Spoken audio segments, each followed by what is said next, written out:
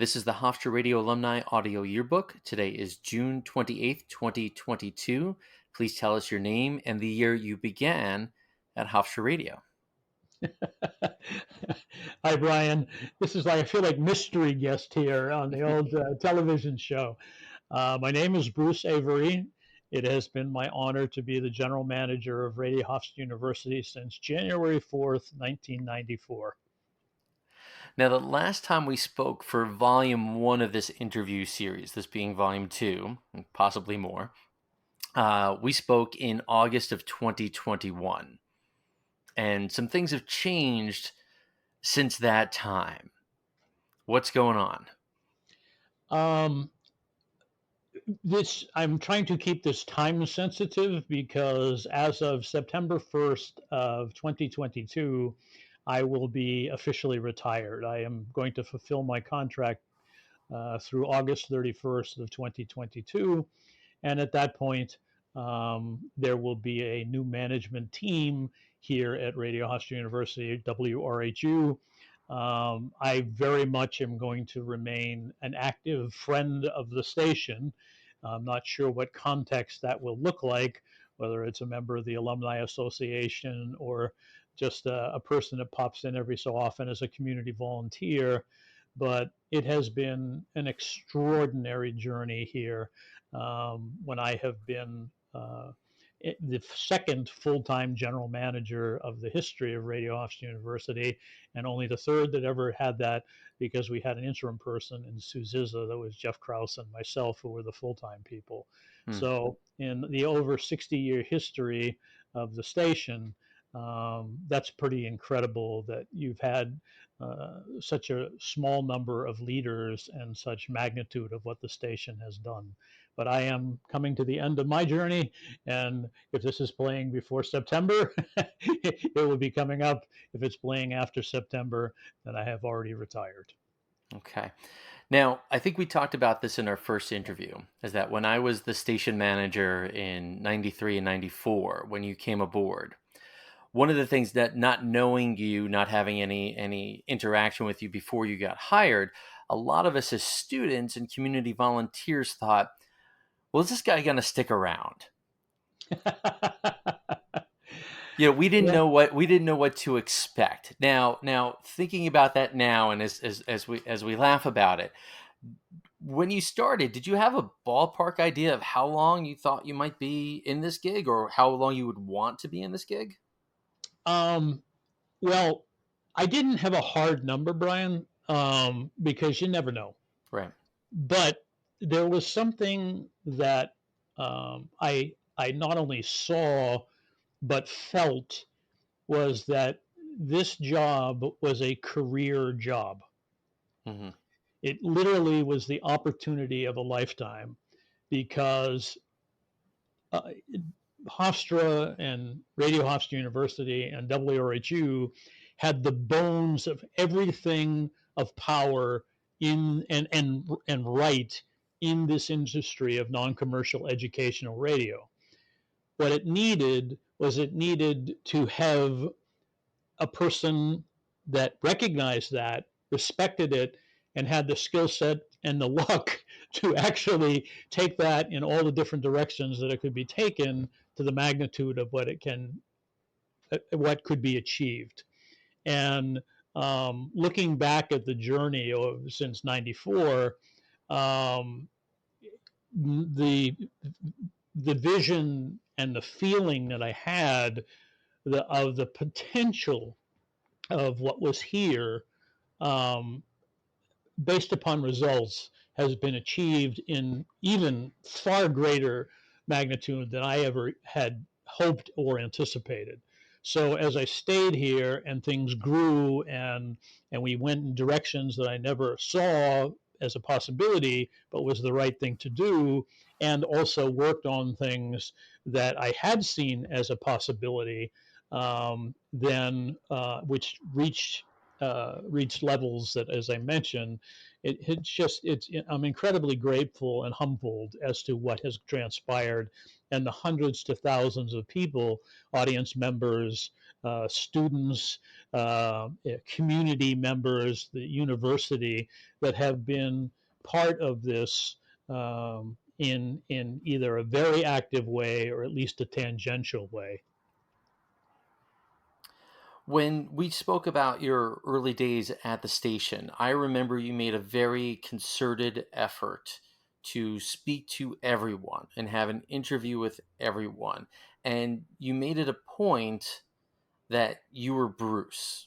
You weren't Mr. Avery or Professor Avery or, Commandant or anything like that, that you were Bruce.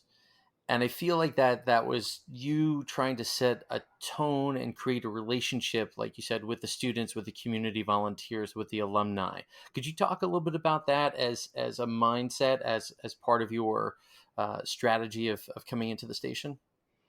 Um, it is who I am and a management style and belief that has developed over the years and the various things I've done that listening to people with good ideas and supporting them as much as you can not only brings great ideas to the operation of whatever you're doing, but it also gains trust and inclusiveness.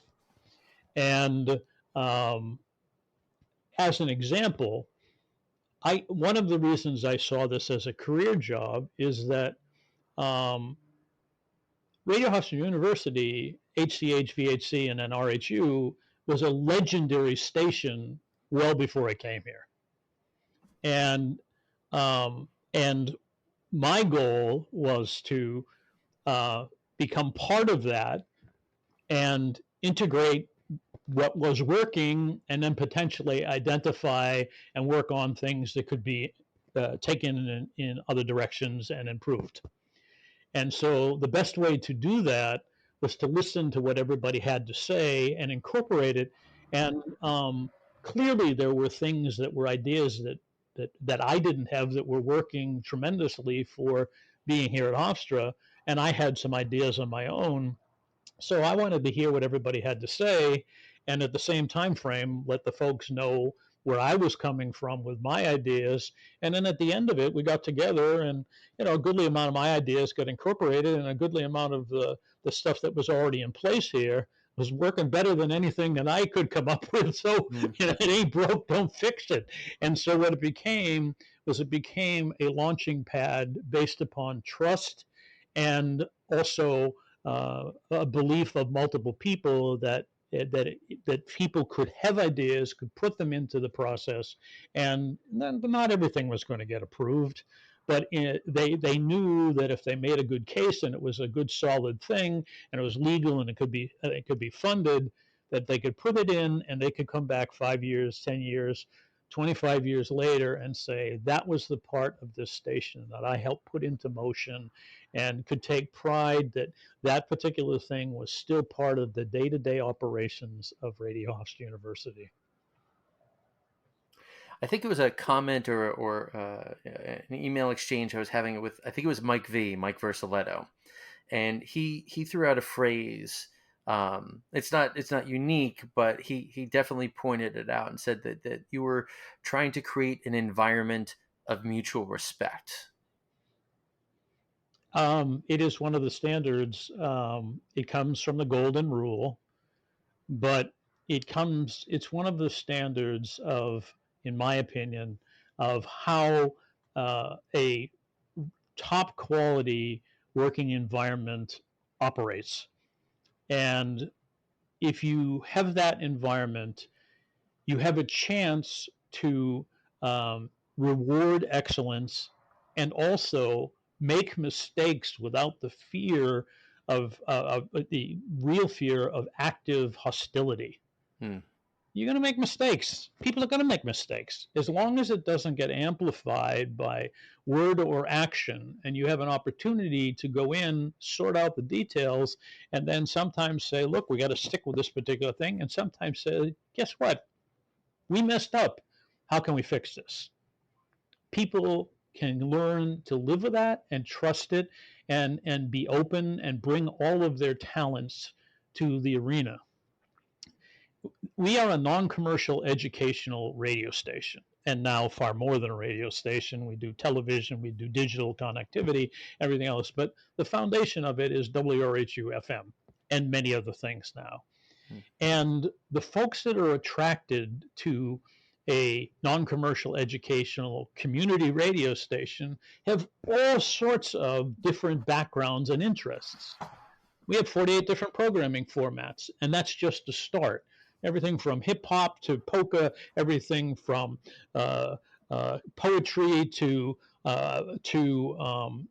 stories of your daily news. All those different spectrum of different musical styles, all these different things. And when you get together outside of the studio, which usually has a person or two, and you get the entire staff in one room at one time, you're talking several hundred people, all from different backgrounds, all with different wants, all with different areas of passion and interest. And to create an environment where people know they can speak their mind and stand up for their values without fear of retribution and ridicule, then what happens is you have this incredible creative stew. Hmm. And the foundation of that is the golden rule: do unto others as you would have them do unto you. But it's an environment of mutual respect, which anticipates the fact that in a creative environment you're going to have people that are passionate, and in a passionate creative environment you often can have folks that are animated about something, and you don't want it to get past creative animation into something that can't be fixed. Throughout these interviews, I've talked to people who were at the station in the 1960s and ever since then. And a commonality is that so many of us showed up at the station and found a home away from home, oftentimes that we were not expecting. Some people walked in wanting to be the next, uh, Yankees play-by-play guy, or to be, a top 40 DJ or whatever it might be. And then others of us just walked in and went, "Oh, there's a bunch of weirdos and misfits here. I like this. I want to hang out here."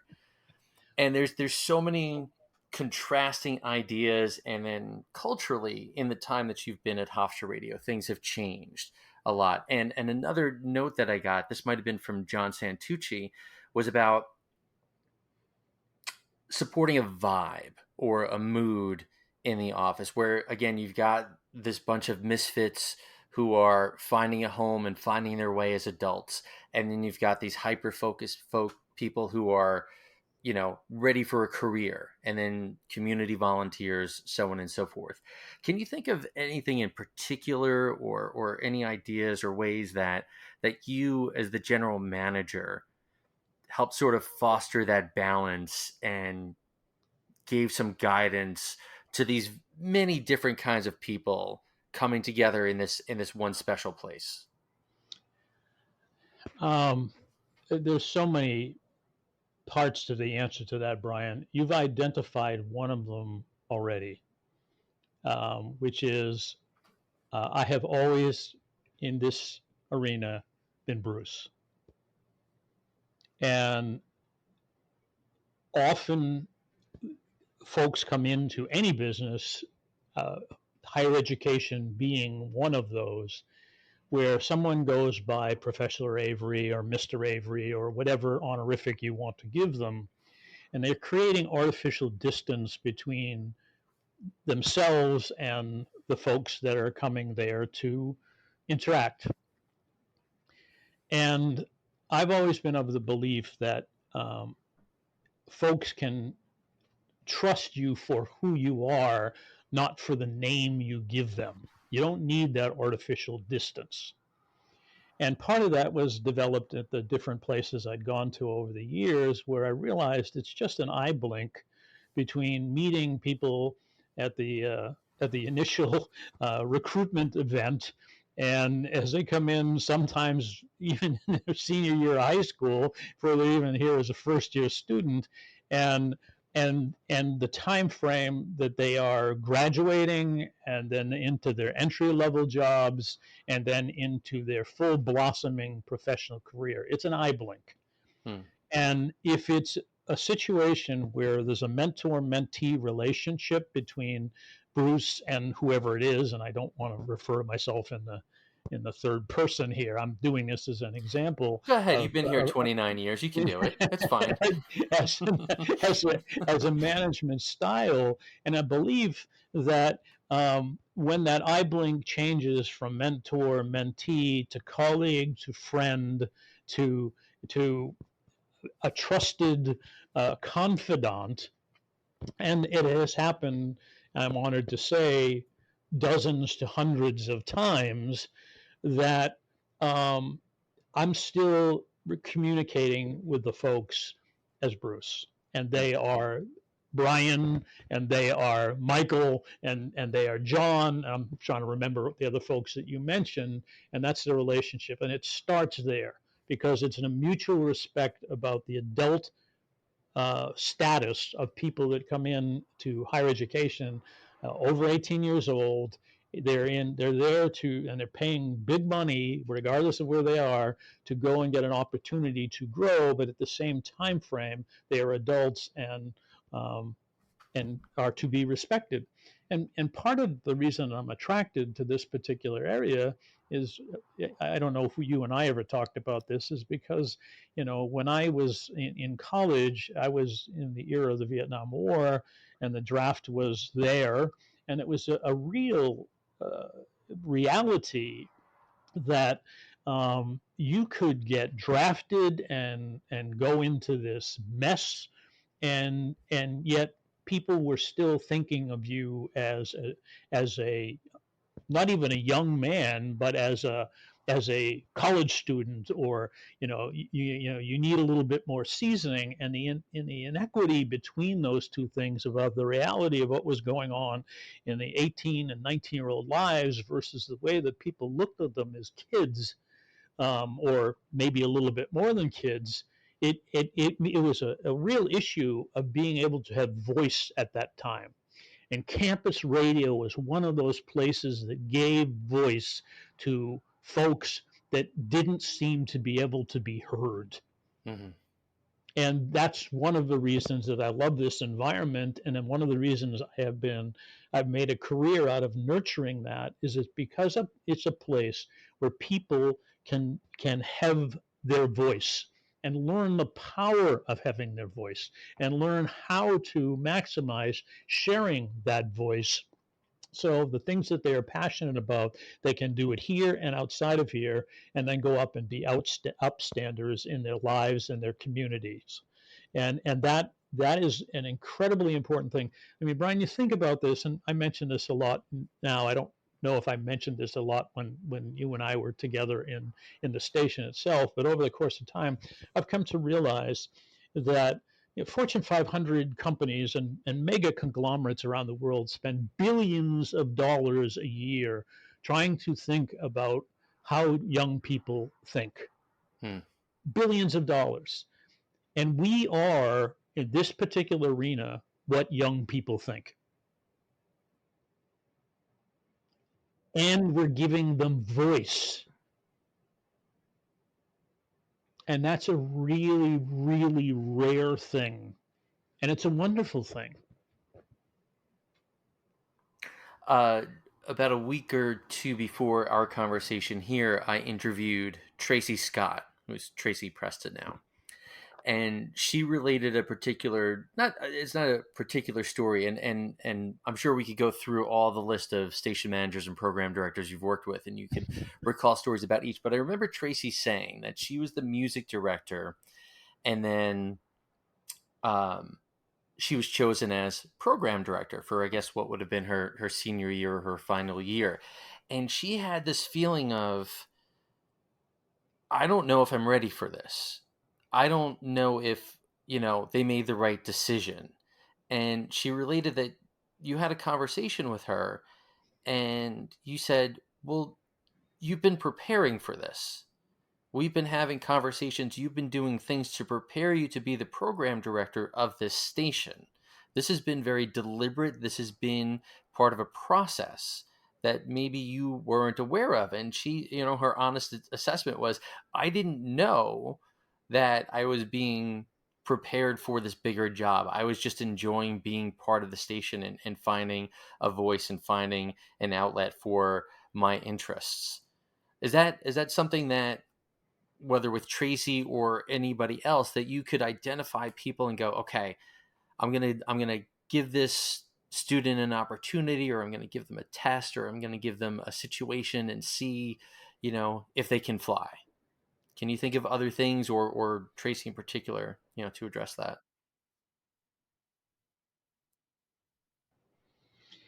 Um, it absolutely is a conscious approach um, that is part of my philosophy as a leader in this particular arena, because this particular arena is incredibly unique in the fact that it isn't just the core managers here. Um, this is true for every person that comes into this particular station and arena. They can have an opportunity to a person that doesn't want a management job, just is interested in doing their show and exploring their own abilities as an announcer, as a DJ, as a production person, um, and not really hold a management position. They still can learn and get confidence in their ability to thrive in a corporate and a semi corporate arena. They can come up with ideas, they can pitch the ideas, they can research it, they can respond to criticism and feedback, and then they can go and take it and demonstrate it so that it becomes often part of the permanent legacy of the station. Um, and they can come back 20, 25 years later and say that particular technique that we're using is something that I helped implement when I did my show on the Rock and Roll Oasis or something along those lines. And one of the most incredible and rare things about being in a non-commercial educational radio and now digital environment is that folks can develop style and have it so that when they leave here that they can have confidence in their abilities to express themselves in their personal and professional life. They get opportunity, and they get opportunity also to develop confidence, which can stand in their own lives, but equally as important, they can be upstanders in the community and affect many, many people's lives. That's one of the rare and really powerful parts about being involved in a campus media and this type of an arena. You mentioned before about the campus vibe, and there are three things that any college media arena can do. One is pre-professional Mm, development. You can run a newspaper and have an opportunity for people to polish their skills in terms of making an article, doing research. The second area is community service. If you're a blog at a campus, you're reaching out to the community and you're presenting yourself and your ideas to the world about what you think is important.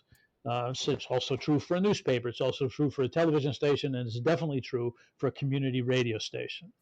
But the third thing that any campus media outlet can do is that it can be what I always call the campus vibe.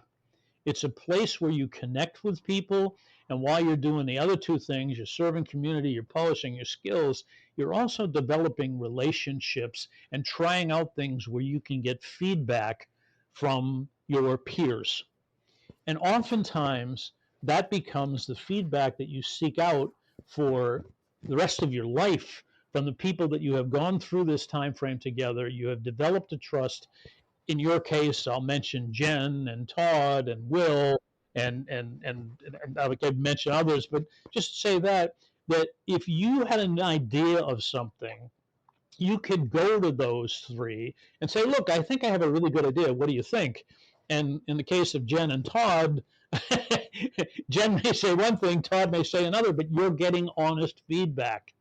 And as you get into the professional world more and more, that's one of the rarest things that you can get because if you're good, oftentimes people don't want to tell you what you're doing well because then they either have to promote you or pay you more money. And if you're not doing well, they don't want to tell you because they want you to improve on your own, or they may have to be getting rid of you and they don't want to have litigation.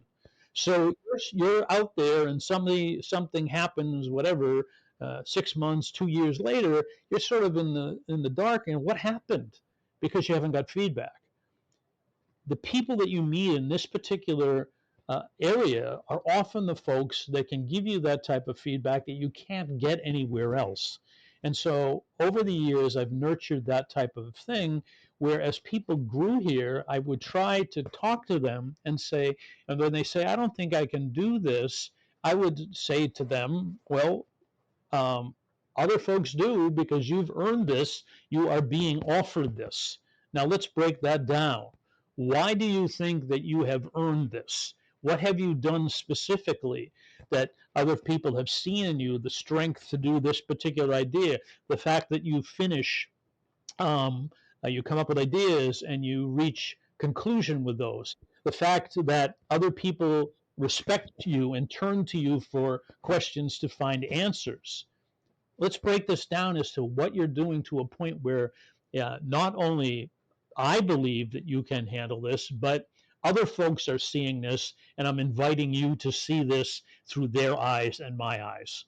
And so I've had a lot of different conversations like that over the years in all the different places, not just here at Hofstra, but in the different jobs I've had, where folks have found that they can become empowered. Folks have found that they can become empowered by this area and their own successes, so that when they leave here, they can have confidence that they can fight through the commercial world and the sometimes strange roads that one travels in a personal and professional Mm. life.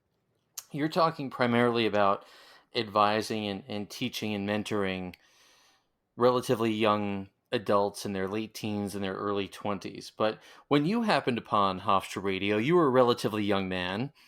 And I'm wondering if you can think back, and I say that jokingly, being older now than you were then, but there we go. Um, was there someone who gave you advice or someone that you turned to, and this could be at any point in your career, that said, we want you to think about doing things this way, or what about this, or someone who gave you advice or guidance that helped you develop into the general manager that you became? Oh, there have been lots of folks. A couple of specific people to mention.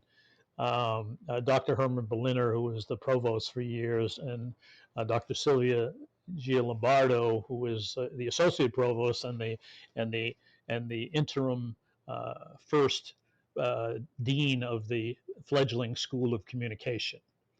Both of them were incredibly uh, both of them were incredibly uh, um, competent and open people who were a person that puts you through really defending your ideas. But if you defended your ideas and they listened and bought into what you were saying, they then backed you as far as they could possibly back you. Whether or not that was uh, growth comes from educated risk, and there's only one way to grow anything. Is occasionally you have to stop planning and start acting. Hmm.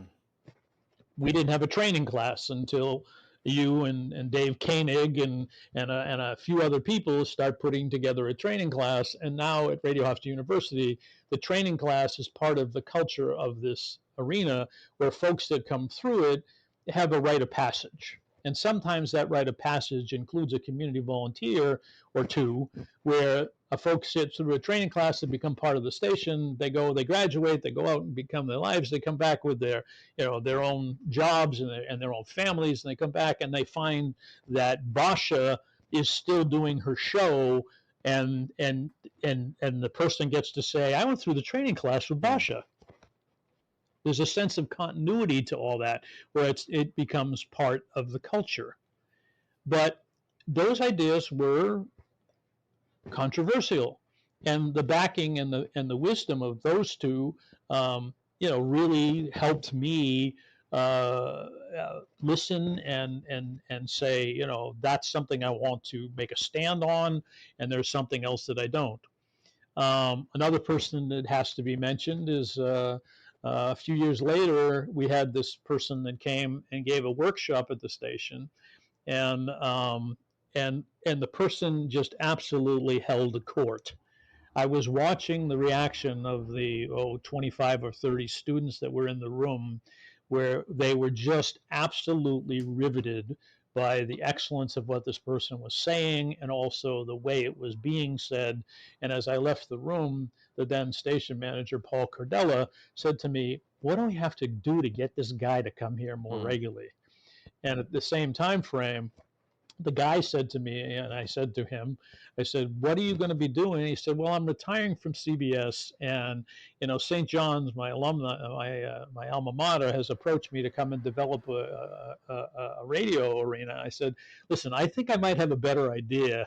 Let me go talk. Let me go talk to the administration, see if there's a way that we can bring you on here, at least as a some kind of a guest lecturer or something."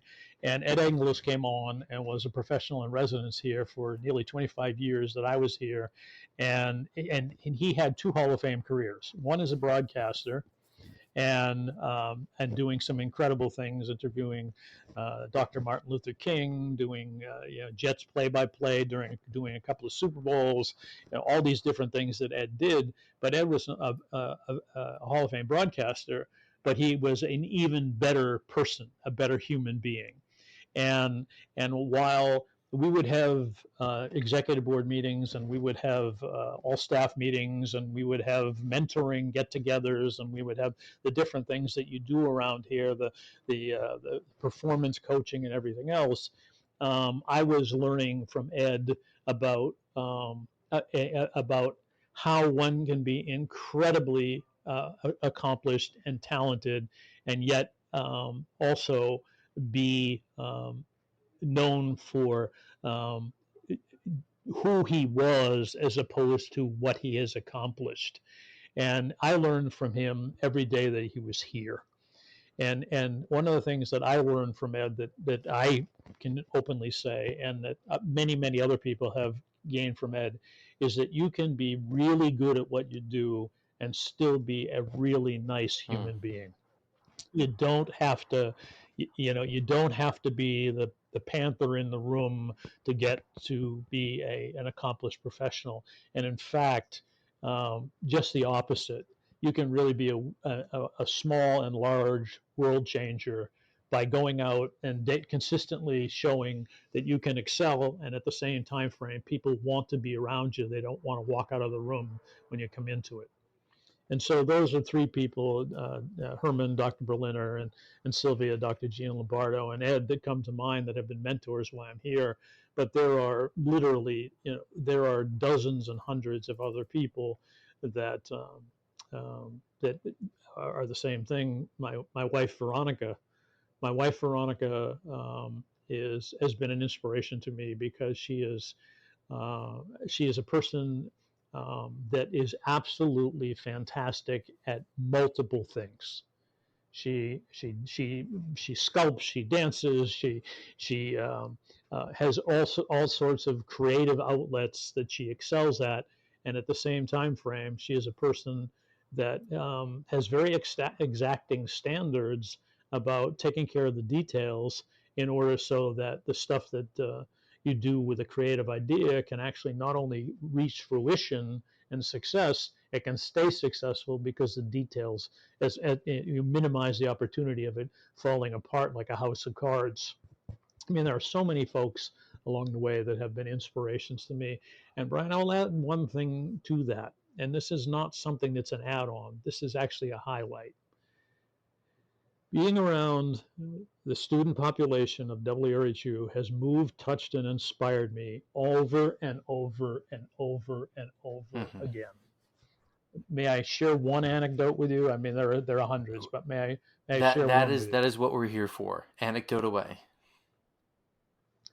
Um, I was sitting in my office and looked up, and this person was in my office door in a very ill-fitting suit, carrying a briefcase. and, and I looked up, and this was a person that I had never seen outside of a sweatshirt and a pair of jeans. And I'm looking at the person. I'm saying, "What is going on?" And I was really trying not to laugh, because it was clear that the person had come to the office to speak about something that they were really feeling was important, but at the same time frame they had dressed up in a way that I had never Mm. seen before. And I said, "Okay, what is it?" And the person said, "I have an idea." And I said, "Great, we always have listen to ideas." And he pulled out of his briefcase, he pulled out research project on how to maximize the flow of the multiple programs that we have here at the station between the block formats and the specialty shows, so that we can create a flow that makes sense to the audience, but at the same time can put these shows at times where they can maximize potential listening for the Mm. audience. And the thing was bloody brilliant. It was absolutely brilliant. And the person was became the music director, and then left here and was a roadie and a musician and an enterprising person that actually now owns multiple properties as a handy person, and that type of thing. But he's now the head of engineering at Salem Broadcasting, and also happens to be 15, 18 years later, the chief engineer at WRHU. His name is Andy Mm. Gladding. And what he did in that time frame where he walked in here is his ideas were so well thought out and so brilliant that we made, in the time frame I've been here, the nearly 3 decades, there have probably been 4 significant programmatic changes, not just an individual show, but a complete retrofit of the broadcast week. His was one of them, and that was probably 20 years ago now. And that basic format is still in place, and it has enough flexibility that it can add on smaller things, and at the same time frame it maximizes what audiences can do. He had a vision, he did the research, he came in, he pitched his idea, and it was brilliant, and it has been one of the standards of the station forever. And he had an opportunity to get his the knowledge that his ideas had merit and beyond merit could be successfully launched. It helped set him up, and at the same time frame, it was one of those things that it was just, I will never forget the juxtaposition between the uncomfort Mm. of him coming through the door, feeling like he had to put on a coat and a tie, and then the sheer brilliance of the idea. And there have been dozens and hundreds of examples like that, but that's the one that I can close my eyes and still see the person, Andy Gladding, standing in the doorway. And he and I have talked about that many times since. He's recently started something here at Radio Hofstra University, which is just a phenomenal, because he's working with the SBE, the Society of Broadcast Engineers, where they're coming out with guests all the time from the city. And every Thursday night we have Tech Thursday Mm-hmm. here now, and we have about 25 to 30 students that show up every week to get trained in soldering, or taking out circuit boards, or routing stuff. And you and I both know that tech wasn't always the thing that attracted the most people, but this is now something that people are having fun at, and at the same time frame they're setting themselves up in many cases for leaving here, where there's such a dearth of broadcast engineers, that they can find jobs in the tens of thousands of dollars even before they Mm. graduate. And why is that? It's because the opportunity was there, and because the vision was there, and a person had a chance to find out that his ideas mattered. In my conversation with Andy about his early days at the station, I mean, he really consistently expressed his love of radio and his love of broadcasting and the opportunities. So as you're telling that story, I'm flashing back to that and just getting that sense of positive energy that you get from him. I wonder. I'll have to ask him in a separate interview about the wearing of the suit. He may deny that, but I'm sure that the rest of it will pan out. And I want Don't forget the the briefcase. Don't forget briefcase. the The briefcase. briefcase I can see. The suit, I don't know. But I want to double back to a couple other things that you said, talking about your wife, Veronica. And I don't know her personally, but I imagine she's got a vast reservoir of patience. I don't know if you mentioned that, but that's I want to put that out there. And another thing I want to double back to is that you mentioned, and this speaks to you as an educator, as a mentor, as a member of the community, is that in that story of talking about Ed Ingles, who has had such an impact on so many lives, and you could spend literal days telling Ed Ingles stories, that you took a moment to make sure that you recognize that Paul Cordella, as an undergraduate, came to you and said, "This guy's something else. We gotta make sure he's." That's, to me, that's so important in understanding the history and the community and your role at the station, is that you, again, you're picking out these moments and saying, this individual, this person made this impact or made this comment or made a suggestion that was so impactful. And I think that's a real tribute to your time here, and your understanding of how to work with the students and with the community. So I just want to make sure I recognize that, because that really stood out to me in the moment. um, Brian, a lot of times people discount folks because of age. They can't possibly know what they're talking about. It's an easy out to dismiss people. Yeah, come back to me when you've had a Right. chance to grow a little.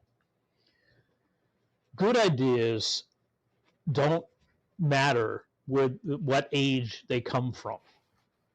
It just Right. doesn't. Ideas and excellence is timeless.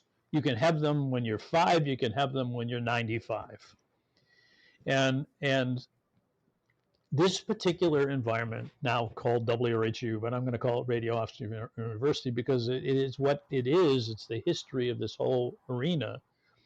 It has been a place where people have been able to find themselves and give voice. And so listening to the folks here not only gives an opportunity in nurturing great ideas into actuality, it also is is part of the foundation of campus Hmm. radio.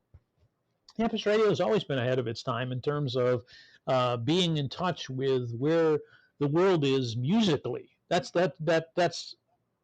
absolutely impossible to debate. But it's more than musically. It's also socially. You have an opportunity in a place like this to have folks generally between 18 and 22 years old to say what's on their mind and then do something about it, whatever that happens to be. And that literally is priceless. And so folks that work in this arena and often respect the arena enough to listen very carefully as to what's going on, because it becomes the next new great idea. And you and I both Hmm. know this, that in terms of radio, it's often stolen by Hmm. commercial radio because we have demonstrated the viability of rock and roll, and then new, whatever new genre it happens to be, hip hop, and on, rock country, and the different places and the different times and different spaces. But it comes because you're current, because the group that's there in the core of what it is, they're current. They're coming out into the world with ideas and new expressions and new technologies to deliver it. And that's what was one of the things that makes this so wonderful and exciting, is that people can learn about themselves, that they can take that and make it a thing Hmm. matter. um, it, uh, it, it, it's remembering and listening and respecting who is coming up with the ideas is part of what, in my opinion, should happen in this particular uh, in this particular place. And it's one of the things that I prided myself and made as a standard um, for being in this in this role is that you have 2 ears and one mouth. Hmm. You listen, and then you marinate, and then you speak. Would that it were always so. But in the educational sense, absolutely. I've been wanting to jump back to something that you were talking about earlier, and we've talked about particular instances throughout. But you were talking about the context of yourself as an undergraduate during the time of the Vietnam War, and you've been with Hofstra Radio for quite some time, for 29 years, and things have happened and things have changed in this world, and I'm sure you have particular moments that you can pick out as world events, as important events for the station and individually. But I wanted to go back through some of the years and throw out some events or some things and how those may have affected your decisions or actions as general manager and how they may have affected the station, because again it's over a long period of time. And now myself being an educator working with high school students, and at the time I was working in radio, I was working for Metro Traffic, but I definitely recall my feelings hearing about the shooting at Columbine High School, and that Columbine has become now a fixture in American society, um, as the first of these deadly mass shootings. And I remember my reaction, and at the time as a broadcaster, and now thinking back as an educator, and that's something that's beyond anything that you can immediately prepare for as an educator, as the general manager of Hofstra Radio. Is that an event, or is that something that informed the way that Hofstra Radio operated?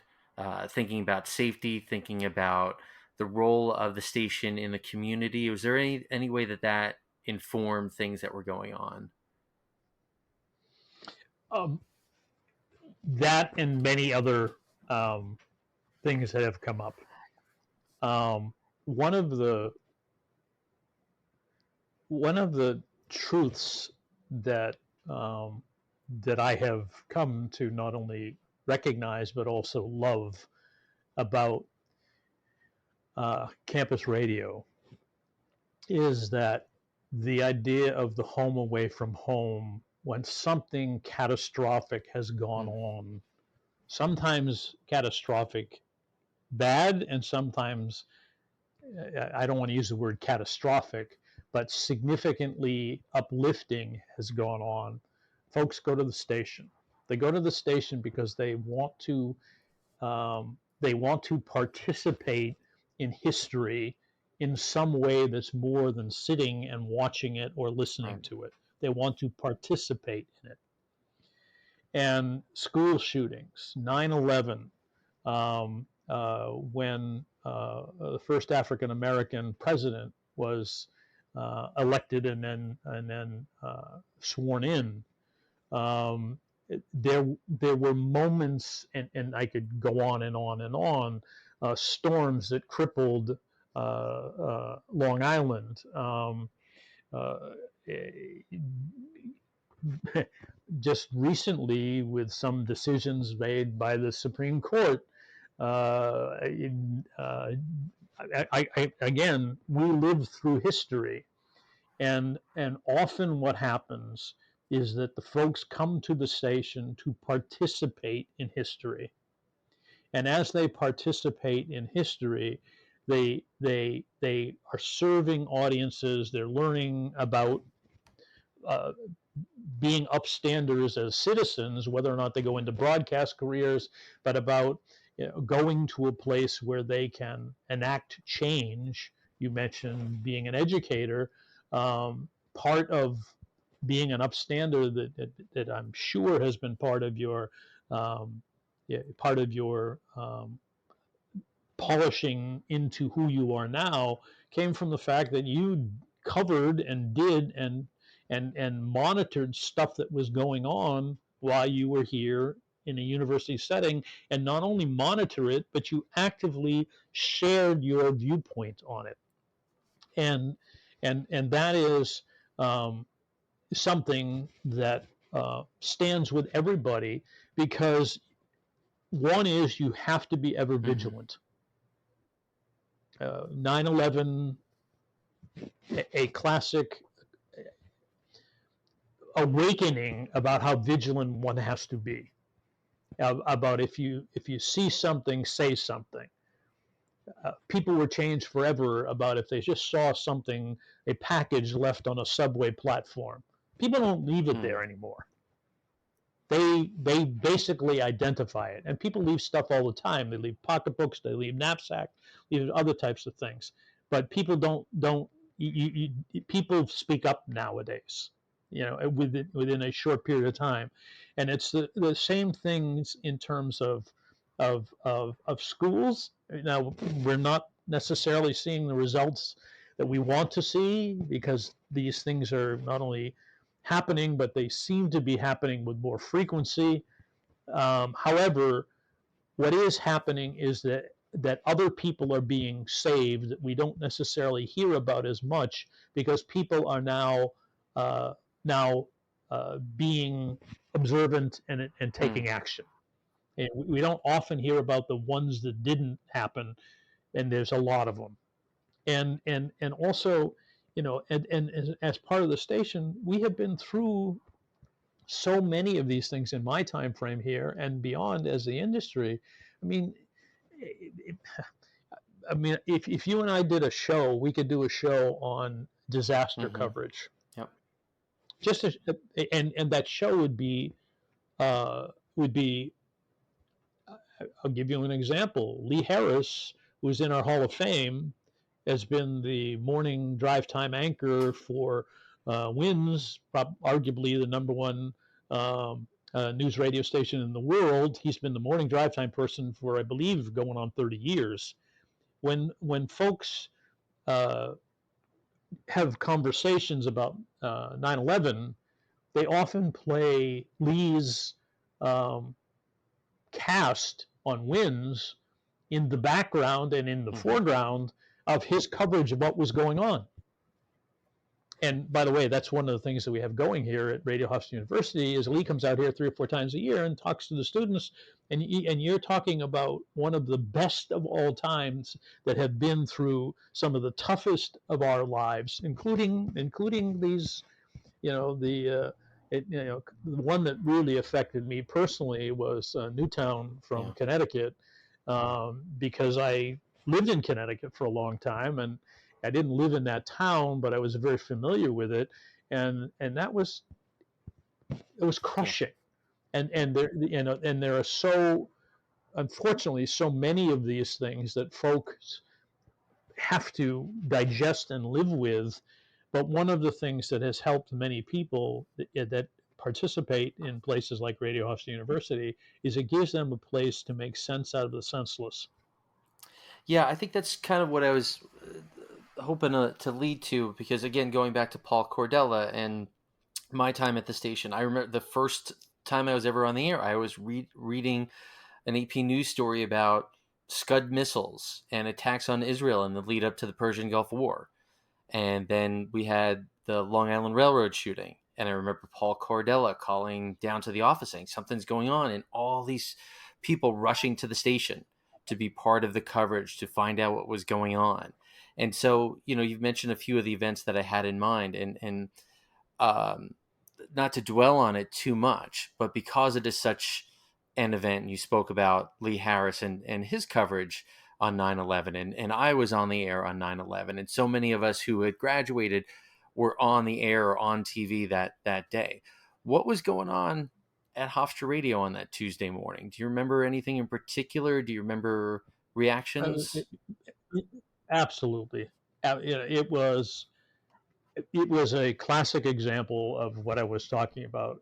When the world was turning upside down, people came to the station to be with people to help try to turn it right side up. And part of that was folks went and did the stories. They talked. They had family members that were fire people. They had folks that had family that they couldn't communicate with. We were on the air for um, I want to say 18 hours, took a break for 6 hours, and then basically had 2 or 3 more days of coverage from the perspective of WRHU. We did live coverage from the top of the 10th floor of the library, where you could see this, you could see the city in a Mm-hmm. panorama, and see what was happening with the smoke and the blue skies and all that other type of stuff. And we had a person, his name's Mike Corbett, who lived on the Lower East Side, that actually was live on the air, that gave a description as the cloud went past his home, and was doing coverage of what was happening, but also the terror of the unknown about having his home, his apartment, and his family now in the midst of this. What we've come to discover was an incredibly toxic Mm-hmm. cloud, and we were covering this. We were covering this and participating in it because it was yet another defining moment in the lives of the folks that were being affected by it. You mentioned um, the the Long Island Railroad Mm-hmm. shooting. Carolyn McCarthy lost Mm-hmm. family members and then became a congressperson who that one of her prime messages ever since was Yeah. gun control. And we were doing election night, and election night has been something we have done for over 45 years. I've been trying to figure out exactly how many years in a row we've done election night. And as near as I can tell, we've done election night at WRHU for 46 years, every year. And folks like Dave Mock carried the baton for that for years to have it done. Linda Longmire was our analyst for a long, long time. Linda happened to be there the night that Carolyn McCarthy Won her Congress seat. ran, but won her Congress seat. Nobody expected her to do anything, but all of a sudden the story was materializing, that it was clear that were turning out and they were voting for her. And she wasn't even at the Democratic headquarters, she was over in Garden City. So our whole coverage we had, as many other media places did, shifted over to where Carolyn was. And it was a situation of covering a terrible situation that had turned into something of somebody standing up so that she could minimize the possibility of it happening again.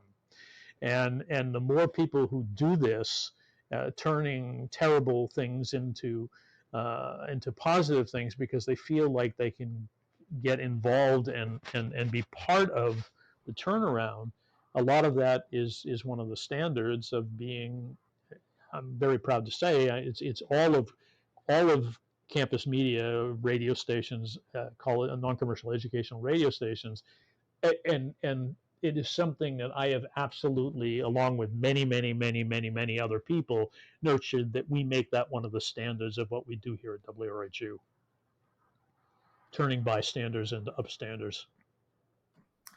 It's something that's hard to explain to people who haven't worked in media or in breaking news, that when something happens, and oftentimes it's something bad, but not always, is that we grab our microphones or our recorders and we run to the event.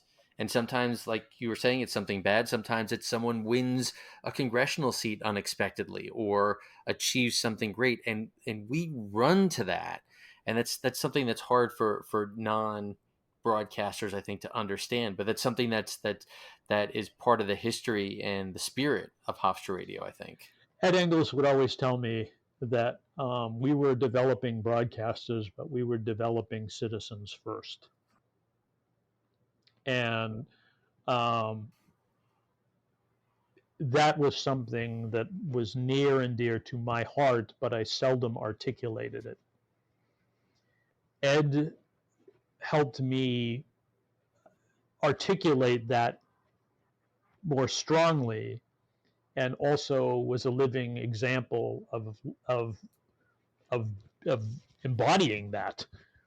Where he, again, he was a Hall of Fame broadcaster with an extraordinary life as a, and he retired, and then he became a Hall of Fame mentor here at Radio Hofstra University, and at the same time frame, his greatest joy was the fact he had, as he mentioned, children late in life, and both of them came to Hofstra. And Diana is now one of the chief producers for CBS Evening News, and Kevin was one of the lead producers for ESPN radio until he tragically passed away at a very young age. But Ed's joy was the fact that he could participate and relish in his own family, and at the same time frame be the foundation of being a solid citizen that inspired many people, including myself. And that's what we can do here, because the place, as you say, it's hard to explain often to people what it's like to run to the story as opposed to, no, I want to say run away from the story, but monitor the story from a distance. Some of us are driven to be part of history, and other folks, and I'm not putting a judgment on this, it's a reality. You know, other people want to observe history. Some people want to be part of it. Hmm. Um, Going back again to the station in the context of the larger world, and this is something that you could not have anticipated, or at least most of us would not have anticipated. But obviously, the situation of lockdown and COVID-19, and as that rapidly progressed through world society and through the United States,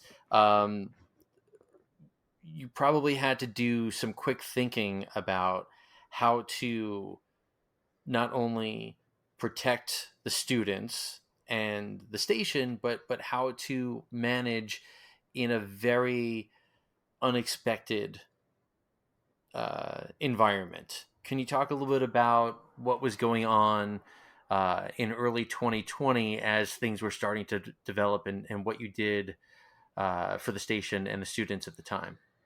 Um, it the pandemic and the rapidity from of time, that it went from being a distant conversation of something that was yet another nasty thing going on somewhere else in the world, to being something that was in our face and affecting uh, everywhere in our broadcast area and in our country, where um, was something that uh, I never experienced in my lifetime, and and I don't know how many people that are still alive ever experienced in their lifetime. It may have been that things like world wars or something like that may have been a similar type thing, but this was a a war on our ability to interact,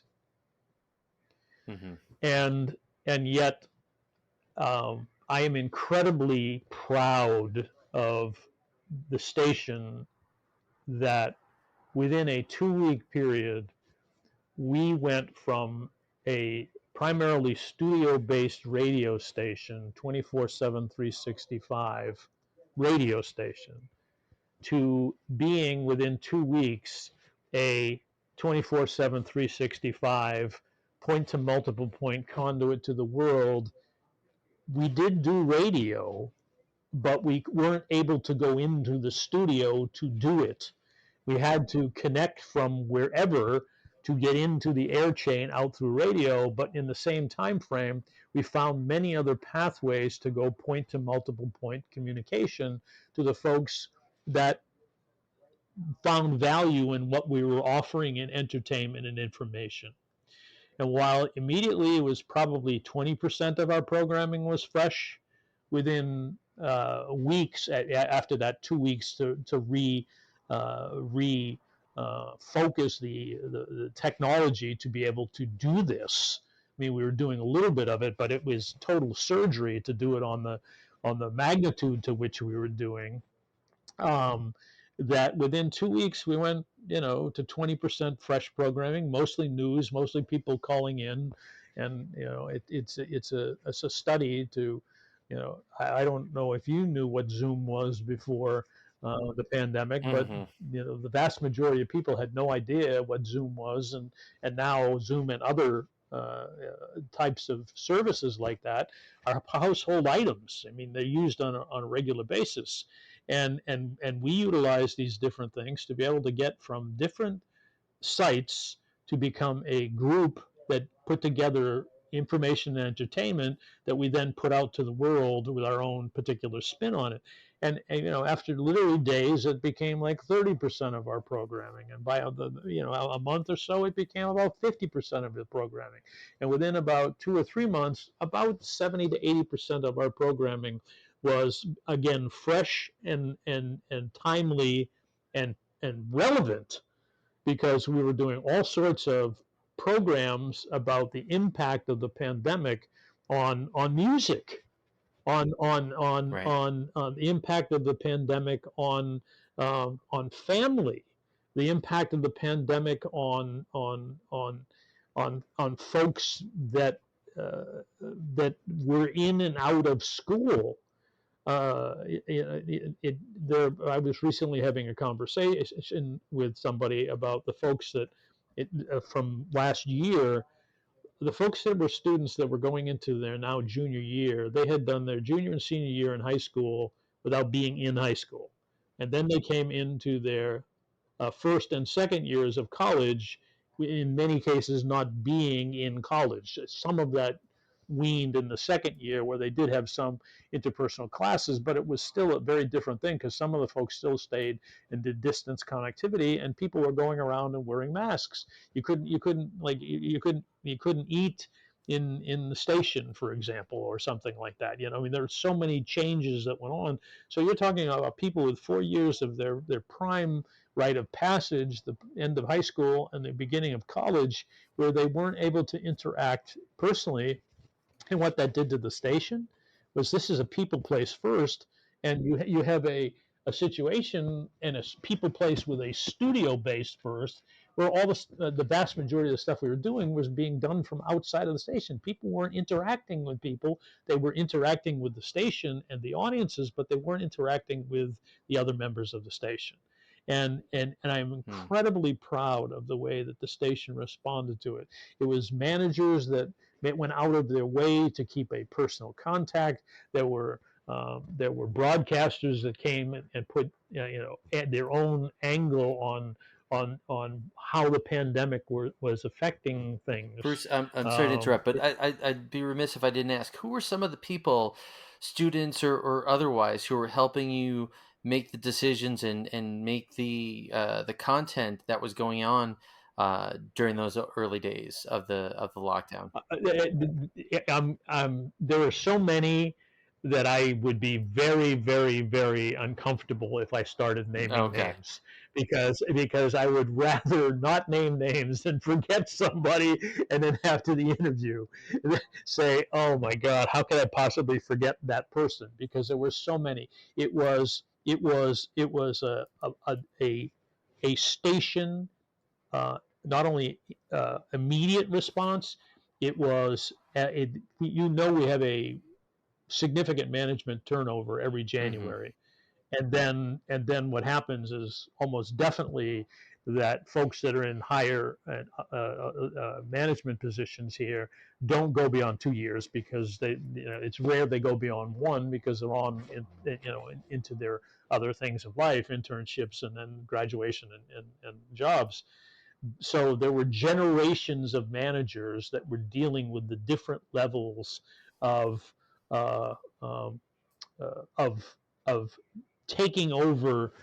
How do you change the sports department from going to the games and broadcasting the games to still covering games which were taking place without audiences, but you can't go there, So how do you do that? You shift back to the, like 60 years, and they were doing it by watching television sets and doing an audio portion and a broadcast off of watching what went on TV. And in part, that became how we did the Islanders. And it was the same thing for covering news. How would you cover news? You couldn't really go out into the community and cover the story, so you had to do the story from afar, but at the same time get it right. And the music industry was turned upside down in the fact that musicians were putting out, and you know this, Brian, they were putting out free things on the web just so they could stay connected with their audiences until they could figure out a way to get back into the venues so Right. that they could do live entertainment.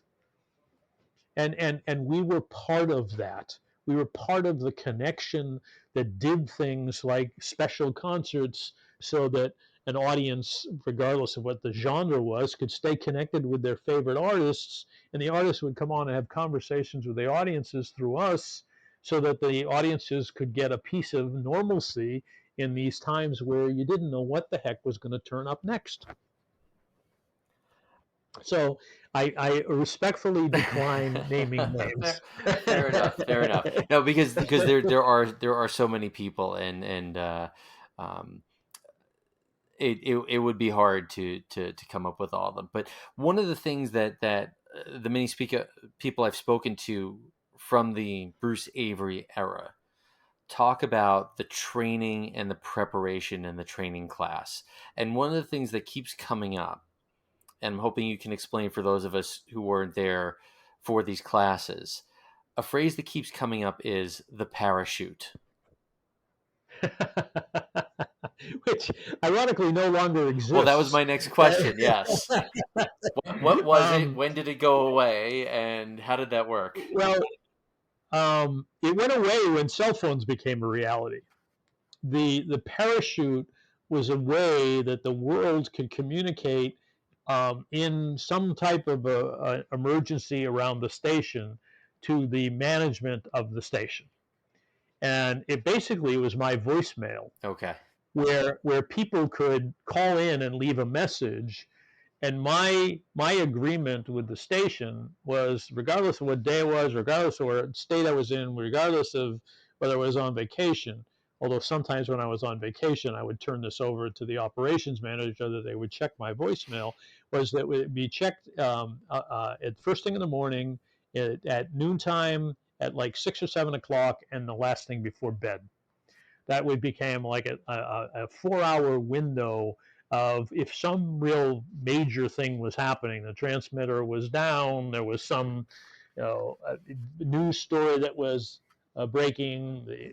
I mean, we've had incredible interpersonal tragedies here in the years that I've been in, that some core members of the station have passed, and we are a place that people interact, and so we've had life going on here. Yeah. Life keeps lifing, and a lot of that stuff came through, this person was taken to the hospital, and it would be a maximum of like 4 hours before someone could call in the cavalry and get a hold of everybody else. Brian, you go to the station. Sue, you run out to the hospital. The community volunteers, Basha, can you go get some flowers? Whatever that looked like. Right. And so that was the agreement, because at the time it was really the only way to stay in immediate, or semi-immediate communication with something that 4 hours from, at sometimes there had been major things that had happened in those 4 hours that it still was too slow. Right. Then we got a parachute, and that became the beeper. We actually had a beeper, which was a huge technological step forward in the fact that somebody had to carry the beeper. Vast majority of the time it was me, until we started realizing that it was actually better for the chief engineer to carry the beeper, because oftentimes that even if I could get to the station, I wouldn't necessarily be the person that could do anything about it. It would often be the engineer would be a much better person to get there, and I would have had to get to the station and get the engineer over because I wouldn't know how to, repatch the transmitter. The primary transmitter went down. We used to have a transmitter, a Gates transmitter that was affectionately called Aggie, Hmm. that actually functioned, and you could use it as a backup transmitter well into nearly the end of the 20th century. And it had been purchased probably in the 1950s. I don't know exactly when it had been purchased, but it was a perfectly functional but old transmitter we had as a backup. I couldn't figure that out to do the type of thing. But then, and this is like a chronicle of technologies and communication ways that have kind of gone had their moment in the sun and then disappeared, and then cell phones became Hmm. a reality, and people don't really connect. I mean, you're old enough now, Brian, to really remember the advent of what a world changing thing it was to have personal communication devices. Yeah, I was thinking about this. That it was a sort of an offhand question. Is that when you came to Hofstra, did you have an email address? I still use RHU at hofstra.edu because it was the first email that I ever really had. I Yeah, had had one at the University of New Haven before I came here, but it was one of those things that it really wasn't used all that much. right, But RHU the way that they originally had set it up, um, was at the university. The place that you worked, in my case, it was RHU, and then your initials was the way they set up emails at the university. That's going to be one of the things about retirement that's going to be hard to get adjusted to, because I've used that because the job is 24/7, 365. I've A lot of people have communicated with me through that on other things, and not just business stuff of life. It's been a primary primary uh, um, email that I'm going to have to give up as at the time of retirement. And actually, I'll tell you a kind of a funny story about that. Was when originally I was assigned it, they kind of messed it up because it was supposed to be the place that they work at Hofstra, right, and then your initials, and they messed it up. So my first email was RHUMBA, and not BMA, which is my right. initials. So I had Rumba at that's that's the hofstra.edu, one I which, remember. Yeah, yeah. which is really cool. For a radio station and music, I had Rumba, and I didn't tell them that that wasn't what it was supposed to be. About 3 or 4 years later, they realized they had messed up the lettering, and I changed from Rumba to Rubma, and that was nowhere near as cool, but I've had it ever since. That's very funny. I had forgotten that, but I distinctly remember that as an email. And so that's part of what I wanted to talk to you is about the change in technology over the time that you've been there. And again, we could spend days talking about individual decisions and upgrades and things like that. But when you arrived and we were down in the basement of Memorial Hall, we were still cutting tape and splicing it together, and reel to reel machines and DAT machines were relatively new to us. And I guess between then and the last couple of years where you said you've got multiple points of connectivity and distance and so on and so forth, how have you tried to manage that change in technology over time? Um, Brian, that's an incredibly core question that I could talk about in a 7-part Right. series, but I will give you a synopsis. The way I have been part of the station responding to that question is that excellence often succeeds. Excellence often succeeds. If you produce quality programming, production value, uh, of interest to audience members, of value to community, you can find ways of getting that out to the world so that you can connect from a point to multiple point audience members. That will remain the same regardless of the technology, and we're starting to experience another one, which is, how many podcasts are out there now? Mm-hmm. There are a lot of them. Yep. And how many podcasts really connect with audiences? Some.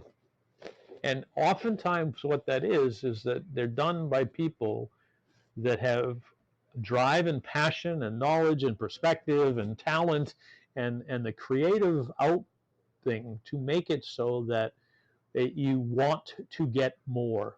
You, meaning the audience, you wants to get more, whether it's informational or entertainment. And excellent often becomes successful. So we nurture people to produce whatever they're producing as well as they possibly can produce it, with the idea that how you deliver it is going to change. Why do we do that? Because it changes here, and it certainly is going to change for folks outside of here as they go through pre-professional development. The next part of it is that the arena in higher education of doing pre-professional development with participants on a corporate level, folks are always trying to figure out where they're going to go, what audience are they going to target, how are they going to go in the future. But most of the time, it's real time. What's the technology du jour that we can utilize to best serve our audiences? In the case of higher education, we not only have to make decisions on the technology, we have to make decisions in advance of what we're going to train people, so as the technology gets to there, our people are ready to not only embrace it, but to go outside of here and land and excel at jobs. So we're like doubly, we're not only trying to predict the technology, we're trying to train people in what's out there and what will be out there, so that they can go outside and have a competitive advantage against because of the decision that they made to come here and participate at WRHU. They're going up against people that are out there from the different schools, the Emersons, the Syracuses, and on and on and on and on. So we not only have to live with the reality of the real time, we have to do a darn good job of predicting the future. Did you ever get pushback from the university about investing in technology or the particular kind of technology? Well, pushback isn't the right word. Mm. I never had an experience where someone, that when I made a good idea about within the budget that had been allotted to us, and maybe some additional budget that we went and fundraised for in whatever way it was, that this is what I perceive that we need. This is done so that we can serve audiences to the best of our abilities nowadays, and it can be there so that we can always say that our students are as current as they possibly can be in terms of dealing with what they will deal with in the technology in the professional world, is to make the swing from it, so that makes our people more industry ready and more marketable. When I've made that case and we've done all our research, I've never received a situation where it wasn't no. And I understand all the things I had to do. I had to do the research. I had to come up with ideas. I had to make sure the budget was there to handle it. And did I make some decisions, or did we make some decisions over the years? You mentioned DAT machines. Mm-hmm. We made an investment in DAT machines. They had a life cycle of about 3 years. Mm-hmm. They were a technology that was bypassed. I don't know if you remember this, but there was a thing called RDS. RDS was a thing where you in a digital display for a radio station, you get a little bit of information that would show up. Besides the station you're listening to, 88.7 FM, Right. WRHU, Name of it the would be song or something something. Yeah. the name of something like that. And it sounded like a great idea. That never even got off the ground, but we invested in it because we thought it was the place it was going to go, and that was basically defunct within a very short period of time, 2 years at the most. Now, fortunately, we've never really gone into something in a way that it crippled us, because we always took a conservative approach towards it, where we would find what we could do and do it intelligently, and then as we got more into it and see that this was, then we would grow it. And so we never had real catastrophes of inventing studios that were basically useless a couple of years down the road. We've had studios that have been very effective for decades, and we augmented them and then occasionally basically gutted them out and come up with completely new technology. But you mentioned something I want to make sure I say, um, that you were mentioning, doing, um, the training class. You were Yeah. mentioning in the training class that, uh, that in when you were here, you were doing cut and splice editing on analog tape, Yeah. and you were rocking the reels, and you were making quality radio with, uh, sometimes scotch tape hanging threads of stuff, from different portions of equipment, putting it back together, putting it into the air chain, and getting it out again with entertainment and information to the world, which was a standard that had been there for radio for decades. I still in the training class, um, come up in the training class and hold up a splicing block. Mm. I have it right behind me here in my office, and I hold this thing up that's about 4 or 5 inches wide, long, and about 2 inches wide, and it has a narrow gap in the middle of the thing, and some places that are like lines, and you know what they look Yeah. like in different angles. And I hold it up and I say, this was the standard of production for probably the first 60 years of radio. Amen. And people look at me like I have two heads. Right. And I said, what are you talking about? And I said, when I first was at WRHU and the training class was starting, we were teaching this in the training class as the standard of creating something that was a self contained story and putting it into the air chain. And this was a standard that stood with radio for decades. And then now we have the same concept where you can go into a studio in a box and you can do, point and click and pick up a piece of information that used to be a piece of analog tape that, was hanging off of the whatever you were hanging it off of, with tape on it, and then put back into an organized whole. Right. But you're now doing that inside of a box where it's digitally, and it also has a redo button Yep. where you can hit the button and say erase that without realizing that you've cut a piece of tape and cut it in the wrong spot so that it is irretrievable. And I said, this is the way that this is going, and we're now having more and more of the type of things, that allow us to be creative, in ways that we never anticipated. Audio processors for voice and performance were really starting to come in to be in vogue about the mid 90s, which is where a few of those pieces of machinery, we actually bought one, about 2 years after I came here, which allows you to, put, um, EQ, your voice. Nowadays, all that stuff is a part of the software package of the multiple software packages that are in the studio in a box. Right. So not only you can do that with voice, you can also do that with different parts of ambient sound and everything else as you grow. So technology, when it's used as a tool towards the goal of producing excellent programming, then you're preparing people to think of it as what it is. It is the tool du jour until something else comes along to replace it. But the thing that really is the standard is the product that's putting out about sharing the story with the audience. Yeah, yeah, it's definitely part of it. Even though I'm editing and producing this on a laptop computer, the lessons that I picked up in those days about pacing, about space, about sound, they still apply, and that's still applicable.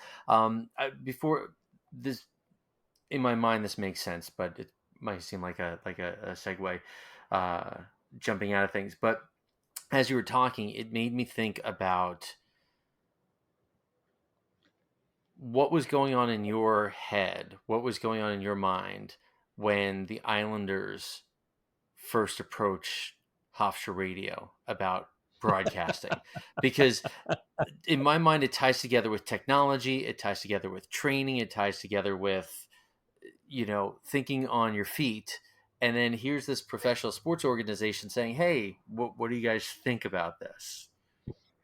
Um, John Mullen, our operations manager for the last 17 years, and I laugh about that very question as we now are negotiating season number 13 in a row, when our original contract was 10 games and we weren't sure that we would get two. John told me the other day how many shows we've done over 12 years. I think it's in the 700 regular season and playoff games. Wow. It was unheard of for a campus radio station or to do any of the major. It's never been done before. But we had 10 games, and that became 41 games, which became 82 games, and then 82 games plus the playoffs. And we've now, in the number one media market in the world, we've managed to use all the stuff that we do here, which is the turnover, where our folks get really good, but if they become the producer of our Islanders broadcast, they're going to be landing jobs and getting out of here. That's what we do. When people get good, they leave. But the original thing, and what John and I laugh about, folks come here on a regular basis, um, and pitch their ideas about things that they could potentially bring to the table for Radio Hofstra University. And oftentimes, what they're pitching that they would love to get their hands on some time on the radio station, but have the students sort of be their gophers, and they become the stars. Right. And I've heard that particular variation of the pitch hundreds of times over the years, and that's just not what we do. We are a student operated radio station, and our students come first, and they need, if they're going to be involved in something else, there needs to be a reason and a place that they can get involved. And so I usually listen to the people with respect, and then I explain to them, there are a couple of things that have to happen if we're going to, think outside the box and pursue some other kind of programming. Well, the folks from the Islanders came over and they said, well, what are those things? And I'm sitting in my office and I told them, I said, number one, there has to be student participation. That's non-negotiable, and that means not only bringing coffee, that means producing, that means covering things in the locker room, that means at the beginning we were actually doing the play-by-play for 3 or 4 Yep. years. Yep. We have to be involved because that's what we are. If we can't have that, then it's a deal breaker. We'd love to support you, but the students have to be involved. The second thing is that there needs to be a way to um, uh, when we do something new, we're often preempting other shows that sometimes are revenue generating shows, sometimes are real loyal, some things that we have to carry. Example being, we've been the voice of Hofstra sports for decades, and we can't preempt a men's basketball game to do an Islanders game. We Mm-hmm. just can't do it. We can't do it because we're proud of the fact we're the voice of Hofstra sports. And then the third thing is that there needs to be a way that that we are partners, so that there is a, something where whoever we do partnerships with us promotes what we're doing, so that we can help market our students outside of here. In other words, we need not only to take credit of doing this, we need the partners to also help us publicize that. Right. And usually in one of those three things, the people that have come here with ideas say, well, that's all very nice, but we can't do that, I said, well, those things are non-negotiable, and if you find a way that we could do this, let's talk again. The Islanders looked at us and they said, okay. and John and I kind of looked at each other saying, oh boy. Oh boy. One, this has never been done before. Two, this is a brand setting opportunity that's going to require an incredible output of energy, talent, and passion, and input from not only the management of the place, but also the participants. We're going to have to do this, and we're going to have to do this right because the whole world is watching and listening. And it's an incredible honor and joy that we have stayed with the Islanders through the move to the Barclays Center, the move from the Barclays Center back to the Coliseum, the move from the Coliseum back to the stadium at Belmont. And it's one of the few things in their entire organization that has moved along with them over the 12 years in the moves. It's an incredible honor, and we have picked up a network. We are the foundation of serving three stations and also three, Sirius Radio and the NHL web feed. We've been doing this for years now, and each year there are people that line up that would like to be part of it, and corporations that line up that would be part of it. But we have, and at some point it will end. All things in broadcasting Hmm. end at some point. But again, this is one of those situations where excellence often breeds success, and we have preached excellence.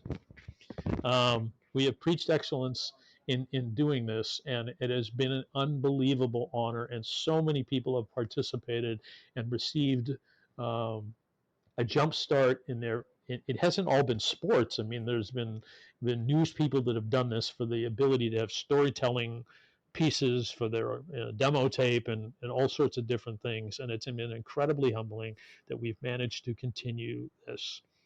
And it all started out one time in my office where I laid down, this is what has to happen to be consistent with what we're doing here. And a far seeing group of leaders, the now passed on Charles Wong being one of them, saying, okay, great, this sounds fine. We can do this. And we've been able to grow it and keep it. And we know that it's inevitable at some point that it's going to end because you've been a broadcaster, Yeah. Brian, for years, and you know that there are runs. Cheers ended, Friends ended. I mean, they have a beginning, a middle, end. But we're not going to let this go, lightly without working towards making sure that it has been everything. Take it lightly to work towards it being something that is stays with us as a source of something that's extraordinary. And and we're humbled by the fact that we've been able to do it. We have talked about so much today, and there's so much yet to talk about, and I'm hopeful that we can do another version of this, or maybe another couple. We've talked about training, we've talked about development, technology, world events, sports, news, music.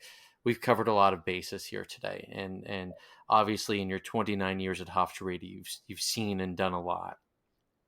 And this is not fair, and I'm not gonna. I don't expect. Uh, uh, well, I do expect a lot. I'm gonna change my mind. I'm gonna put my expectations here. I'm gonna put you on the spot. I'm gonna put you on the spot and say, in in a handful of words, in 10 or 12 words, you can use adjectives or nouns, or feelings. Uh, what words, what ideas would you use to sum up your time at Hofstra Radio? It has been an extraordinary journey where people have invited me and us to be part of their lives. WRHU is a people place first, and it has been the honor and the joy of my personal and professional life.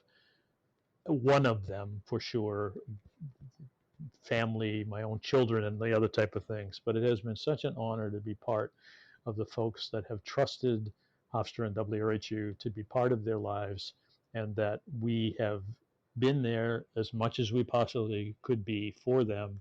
And then what has happened is folks have evolved from being mentor mentees to being colleagues and friends for life. It's just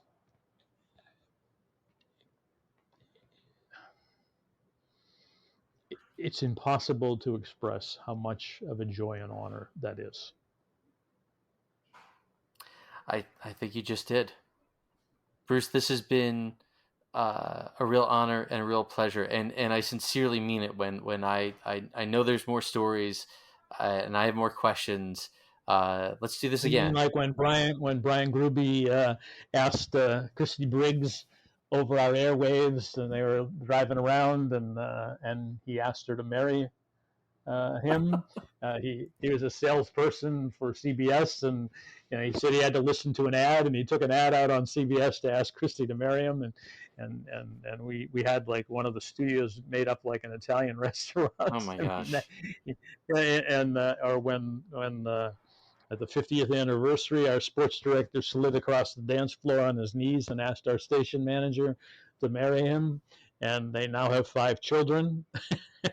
You mean things? There should be some sort of official accounting of the number of marriages and relationships and kids that came out of Hofstra Radio. I'm sure it'd be quite a lot. It is quite a lot. I know that to be true, and I know a goodly number of them, but I don't have a bloody clue of all of them. No. It's there's some really special moments, multiple generations of the history of the station. On that note, to be continued.